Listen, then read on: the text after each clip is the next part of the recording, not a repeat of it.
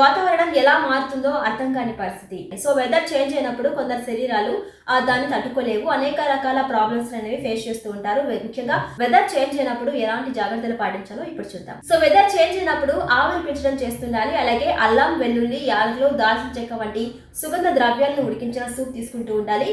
యాలకులు, దాల్చిన చెక్క వేసి టీ కాచుకొని తాగడం లేదా ఒక గ్లాసు గోరువెచ్చని నీటిలో నిమ్మ కానీ తేనె కానీ కలుపుకొని తాగడం వల్ల గొంతుకు కొంచెం ఉపశమనం కలుగుతుంది. అలాగే వెచ్చని గది నుంచి ఆరు బయట ఉన్న చలికి సడన్ గా గురి కాకుండా ఉండాలంటే కనుక మార్నింగ్ వాక్, ఈవినింగ్ వాక్ అలవాటు ఉన్న వాళ్ళు వాళ్ళ రొటీన్లో కొంచెం చేంజెస్ అనేవి చేసుకుంటూ ఉండాలి. అలాగే ఉదయం, సాయంత్రం పూట కాస్త ఆలస్యంగా వెచ్చని స్నానం చేయడం మంచిది. ముఖ్యంగా కూల్ డ్రింక్స్, జంక్ ఫుడ్, అలాగే మిల్క్ షేక్, ఐస్ క్రీమ్ వంటివి దూరంగా ఉండాలని చెప్పి నిపుణులు చెప్తున్నారు. అలాగే మీ పరిసరాల్లో ఫ్లూ సోకిన వ్యక్తులు ఉన్నట్టయితే కనుక వారితో సన్నిహితంగా ఉండకుండా దూరాన్ని అనేది మెయింటైన్ చేస్తూ ఉండాలి. అలాగే తరచూ హ్యాండ్స్ అనేవి వాష్ చేసుకుంటూ ఉండాలి.